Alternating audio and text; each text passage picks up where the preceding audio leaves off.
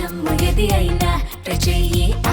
Chicken masala. Electronic media print media మిత్రులందరికీ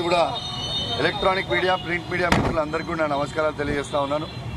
పాపం మీ అందరు కూడా చాలా ఇబ్బంది అయి ఉంటుంది. పొద్దున్న నుంచి ఎండలో నిల్చొని మీ అందరు కూడా ఉన్నందుకు మీ అందరికీ కూడా పేరు పేరున ధన్యవాదాలు తెలియజేస్తా ఉన్నాను.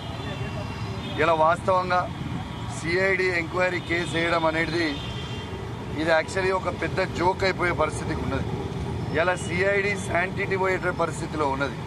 ఇట్లాంటి కేసులకి సిఐడి ఎంక్వైరీ వేయడం అంటే ఇదొక పెద్ద జోక్గా నేను భావిస్తూ ఉన్నాను.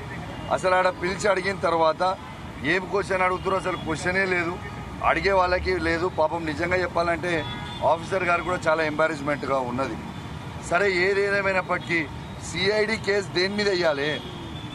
సిఐడి కేసు కరీంనగర్ సిపి గారు 180 రౌండ్లు ఫైరింగ్ చేసిన దాని మీద సిఐడి కేసు వేయండి. కరీంనగర్ సిపి గారు వారి సతీమణి మరి వారి ఫ్రెండ్స్ తోని జల్సాలు చేసుకుంటా AK-47 తోని 10 రౌండ్లు, SLR తోని 10 రౌండ్లు, ఇలా పిస్టల్ తోని 10 రౌండ్లు, ఒక్కొక్కరు 30 రౌండ్లు ఫైరింగ్ చేస్తే ఇలా 6 కలిసి 180 రౌండ్లు ఫైరింగ్ చేసిండ్రు. ఆ ఫైరింగ్ చేసిన బుల్లెట్లు దూసుకుపోయి బోనాలపల్లి గ్రామంలోని అమృత అమ్మకి తాకింది నిజమా కాదా? అసెంబ్లీ సాక్షిగా నేను ఈ ప్రభుత్వాన్ని నేను అడిగిన ఎంక్వైరీ చేయండి, దాని మీద సిట్ వేయండి, సిఐడి వేయండి అని చెప్పిన దాని మీద మాత్రం వేయరు. ఇలా కరీంనగర్ సిపి గారు ఇలా కరీంనగర్ జిల్లాలో ఉన్న పోలీస్ ఆఫీసర్లందరినీ కూడా వేధిస్తున్నారని చెప్పిన, SHO దగ్గర డబ్బులు వసూలు చేస్తుండని చెప్పిన, మొన్న బడాఖానా దావత్ కోసము తను ఒక్కొక్క SHO ఆఫీసర్ దగ్గర ఇలా ఒక్కొక్క సిఐ గారి దగ్గర 7 సిఐ దగ్గర 25,000 రూపాయలు వసూలు చేసిండు. 2 స్పిన్ ఆఫ్ బాటిల్ వసూలు చేసిండు. 11 మంది SIల దగ్గర ఇలా 12,500 వసూలు చేసిండు.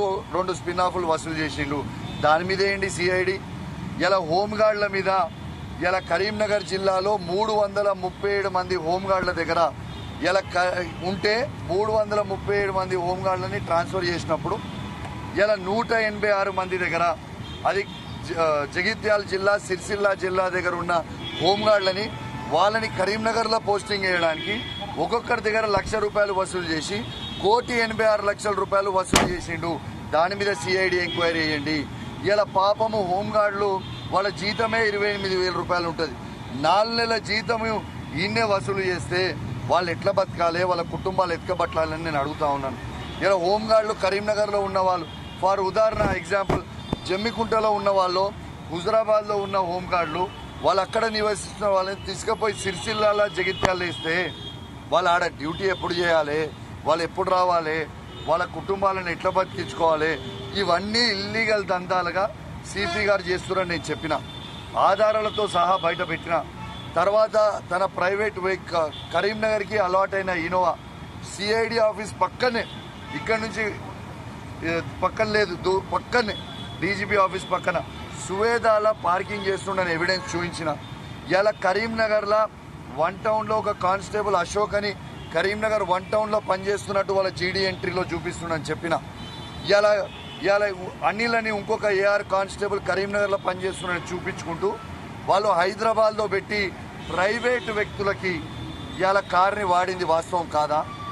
అవిటి మీద సిఐడి వేయండి. మీరు ఎన్ని సిఐడి కేసులు వేసినా ఏం వేసినా భయపడేటోడు ఎవరు లేరు. ఇలా దేనికోసం? ఇలా నేను ఈ ప్రభుత్వాన్ని రేవంత్ రెడ్డి గారిని సూటిగా ప్రశ్నిస్తా ఉన్నాను.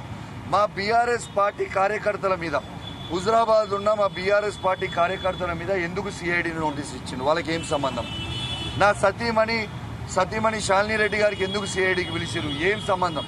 అంటే కేవలం ఇలా కౌశిక్ రెడ్డి అనే వ్యక్తి ఇలా ప్రజల పక్షాన నిలబడి ఇలా 6 గ్యారెంటీలు ఏమైనాయని గట్టిగా అడుగుతున్నా అని, ఇలా తాతలకి అవ్వలకి ఇస్తాన 4,000 పెన్షన్ ఏమైందని గట్టిగా అడుగుతున్నా అని, ఇలా వికలాంగులకి 6,000 రూపాయల పెన్షన్ ఎందుకు ఇస్తలేరని గట్టిగా అడుగుతున్నా అని, ఇలా తులం బంగారం ఎందుకు ఇస్తలేరని గట్టిగా అడుగుతున్నా అని, ఇలా 1,67,00,000 మంది ఆడబిడ్డలకి 2,500 రూపాయలు ఎందుకు ఇస్తలేవని గట్టిగా అడుగుతున్నా అని, కేసీఆర్ కిట్లు ఎందుకు బంద్ చేసినావని గట్టిగా అడుగుతున్నా అని, న్యూట్రిషన్ కిట్ ఎందుకు ఇస్తలేవని గట్టిగా అడుగుతున్నా అని, ఇవాళ దళితులకి దళిత బంధువు ఎందుకు ఇస్తలేరు అని గట్టిగా అడుగుతున్నా అని, ఇలా మా హుజరాబాద్లో డంపింగ్ యార్డ్ని ఎందుకు క్యాన్సిల్ చేస్తారని గట్టిగా అడుగుతున్నా అని.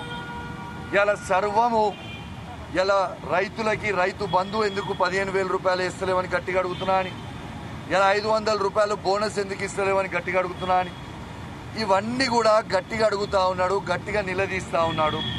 ఎట్టు పరిస్థితుల్లో కౌశిక్ రెడ్డిని ఇబ్బంది పెట్టియాలి. ఇలా నేను అనని మాటలు అన్నట్టు మొన్న అసెంబ్లీలో కూడా చూసి నేను అసలు ఒక్క మాట కూడా అనలే.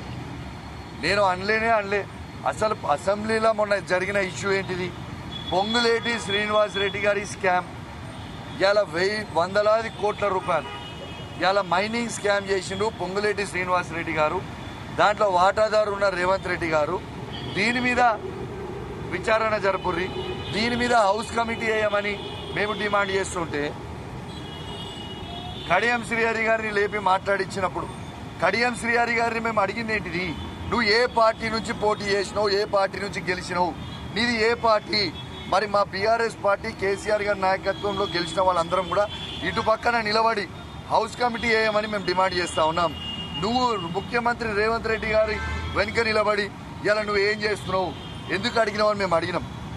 అది అడిగితే దాని టాపిక్ డైవర్ట్ చేయడానికి 27 మంది ఎమ్మెల్యేలతోని 4 మంత్రులతోని ముఖ్యమంత్రి గారు అబండాలు వేసి నా మీద దళితులను నేను ఇదన్నా అదన్నా. నేను ఛాలెంజ్ కడతా ఉన్నాను.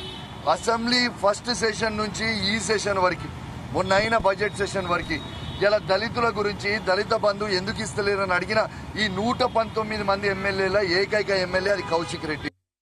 ఇది నేను చెప్తుంది వాస్తవం. I'm on record. మీ అందరు కూడా చూసి నేను అడిగింది నేను నా హుజరాబాద్ నియోజకవర్గంలో ఉన్న దళితులకి దళిత బంధు ఎందుకు ఆపినవని నేను అడుగుతా ఉన్నాను తప్ప మా దళితులకి కేసీఆర్ గారు ఇచ్చిన సాచ్యురేషన్ మోడ్లు ఇచ్చిన దళిత బంధు ఇలా ఇస్తా అని అడిగింది తప్ప, ఎందుకు ఆ 2వ విడత ఆపినవు అని అడిగింది తప్ప, దేనికోసం ఈ తప్పు అని నేను అడుగుతా ఉన్నాను.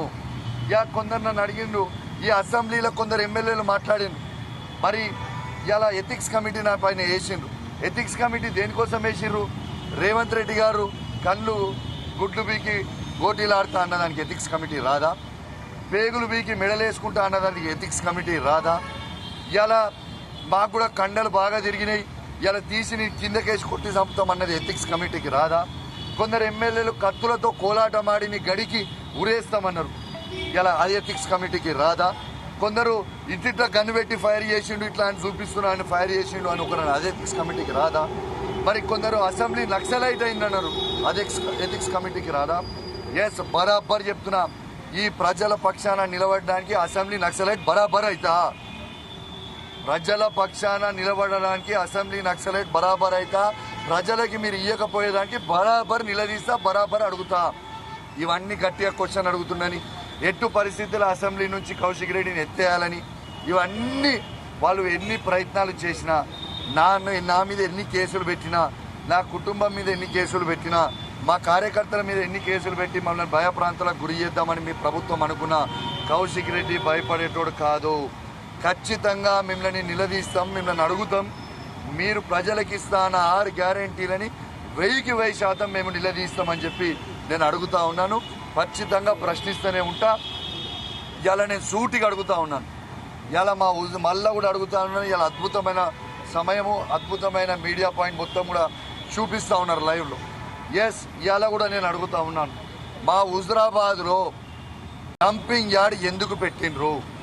నా హుజరాబాద్లో ఇలా కరీంనగర్ జిల్లా నుంచి వచ్చే చెత్త మొత్తము హనంకొండ జిల్లా, వరంగల్ జిల్లా, ఉమ్మడి వరంగల్ జిల్లా, ఉమ్మడి కరీంనగర్ జిల్లా చెత్త మొత్తం తీసుకొచ్చి ఇలా మా హుజరాబాద్లో వేస్తారంటే మేము ఎందుకు ఊరుకుంటాము? నిన్న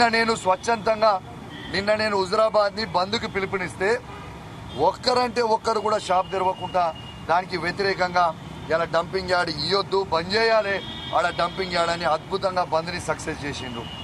వాస్తవంగా ఇలా 4వ తారీఖుకి ఇలా నేను ఆ హుజరాబాద్లో ఇలా జేఏసీ ఆధ్వర్యంలో ఇలా